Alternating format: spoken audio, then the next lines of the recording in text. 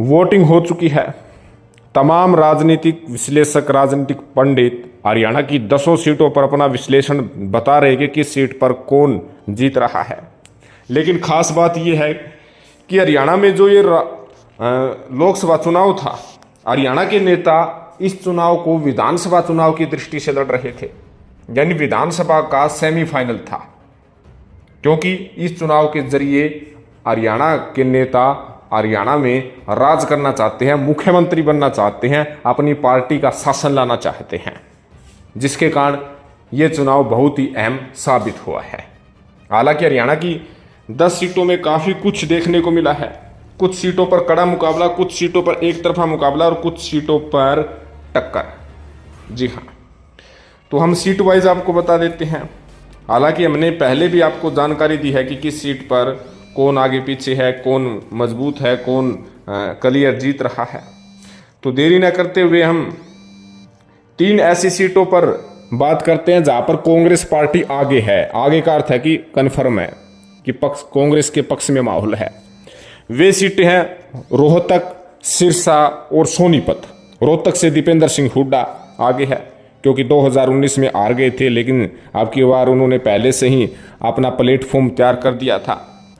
और उसके साथ साथ सिरसा से कुमारी सैलजा तुर्क का इक्का साबित हो रही है। उनकी लीडिंग पोजीशन अच्छी है, बढ़त अच्छी है।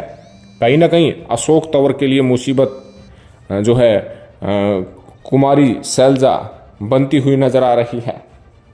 सोनीपत से सतपाल ब्रह्मचारी, यानी जो जातिगत कार्ड दोनों पार्टियों ने खेला था, लेकिन सतपाल ब्रह्मचारी मजबूत दिखे हैं।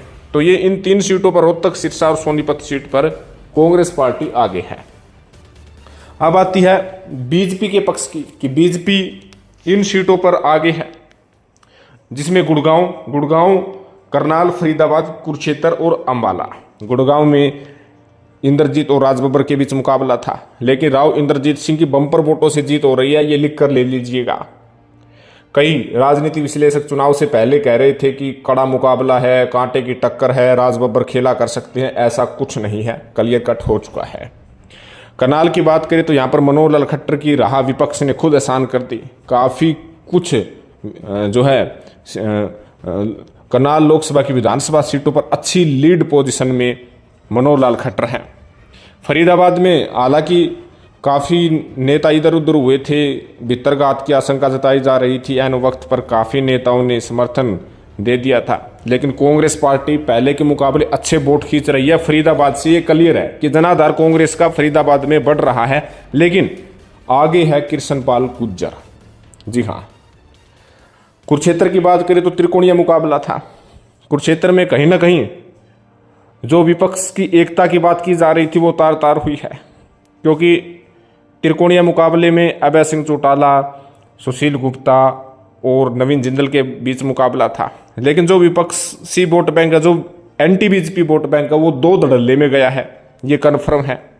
किसानों ने भी अभय सिंह चौटाला को समर्थन दिया, जिसके कारण नवीन जिंदल ने पूरा फायदा उठाया। नवीन जिंदल का पुराना वोट बैंक फिर से उनके साथ आया है, ये क्लियर हो चुका है। कुरुक्षेत्र से बीजेपी आगे है।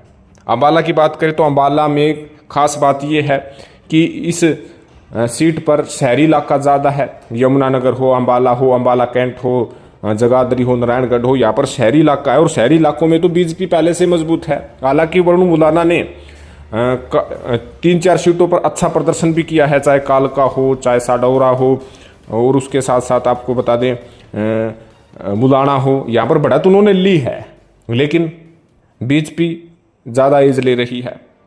और उसके साथ साथ 2 अन्य सीटें ऐसी है जहां पर कांग्रेस और बीजेपी के बीच टक्कर है, अगर मगर की पोजीशन है। हिसार और भिवानी में अंतर्गढ़। हिसार में अगर मगर की पोजीशन इसलिए है क्योंकि जो बीजेपी जहां से लीड ले रही है वो आदमपुर, हिसार, आसी और भवानीखेड़ा है। यहाँ पर बीजेपी एज ले रही है, और वहीं जयप्रकाश जहां एज ले रहे हैं वहां उचाना, विशेष तौर पर नारनौद और उसके साथ साथ उकलाना है। लेकिन जयप्रकाश को इन तीनों विधानसभा सीटों पर ज़्यादा बढ़त की जरूरत है। ज़्यादा बढ़त यानी कि 45+ की बढ़त की जरूरत है। 45+ की बढ़त नहीं आएगी तो जयप्रकाश के हाथ से ये इलेक्शन निकल सकता है। लेकिन यहाँ पर बीजेपी रिलैक्स इसलिए महसूस कर रही है क्योंकि हिसार आसी, आदमपुर और बवानी खेड़ा में उनकी अच्छी बढ़त बन रही है। अगर मगर बीजेपी के लिए इतनी नहीं है, लेकिन कांग्रेस के लिए ज़्यादा है। तो हो सकता है कि अगर बढ़त ज़्यादा जयप्रकाश उन 3 विधानसभा सीटों से न ले तो हार भी सकते हैं, अगर ज़्यादा लीड ले लेते हैं तो जीत सकते हैं। अगली सीट है भिवानी महेंद्रगढ़। भिवानी के महेंद्रगढ़ में कहीं ना कहीं चुनाव के पहले ये लग रहा था कि राव दान सिंह की राह आसान है, लेकिन 2 फैक्टर इसमें काम आए हैं। एक तो किरण चौधरी जिस प्रकार से चुनाव के ऐन वक्त पहले जिस प्रकार से उन्होंने अपनी बात कही थी, फोन नहीं चक रहे हैं, राहुल गांधी के सामने आमने सामने हो गए थे, और उसके साथ साथ अंतिम दिन जो नरेंद्र मोदी की रैली हुई थी उससे समीकरण राव दान सिंह के बिगड़े हैं।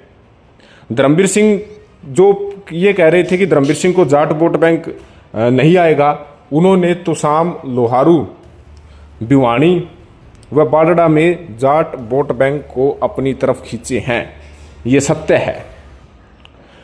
हालांकि महेंद्रगढ़ में यदि राव दान सिंह अच्छी से अच्छी यानी बम्पर बढ़त लेते हैं तभी जीत सकते हैं, वरना धर्मवीर सिंह के हाथ में ये इलेक्शन जा सकता है।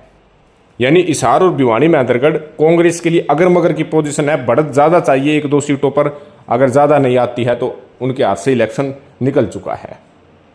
तो कहीं ना कहीं यदि सीधे सीधे बात करें तो 3 सीट पर कांग्रेस और 5 सीट पर बीजेपी आगे है, 2 सीट पर मुकाबला है, अगर मगर की पोजीशन है। लेकिन यदि बात करें 51% बीजेपी के पक्ष में है वो टक्कर वाली सीट, और 49% कांग्रेस के पक्ष में है। तो कहीं ना कहीं जो मोटा मोटा हिसाब आपको हमने बता दिया है, जल्द ही हम आपके सामने वोट के हिसाब से रखेंगे किस लोकसभा में किस विधानसभा सीट पर कितने मार्जिन से कौन सा प्रत्याशी बढ़ रहा है। वोट के हिसाब से भी हम आपके सामने वीडियो जारी करेंगे, उस पर काम चल रहा है। जल्द ही आपके सामने हम अपनी वीडियो लेकर आएंगे, लेकिन उससे पहले आप कमेंट करके ज़रूर बताइएगा आपको क्या लगता है, वोटिंग के बाद क्या माहौल है, किसकी कहाँ से जीत हो रही है, किस पार्टी को कितनी सीट आ रही है, कमेंट ज़रूर करें।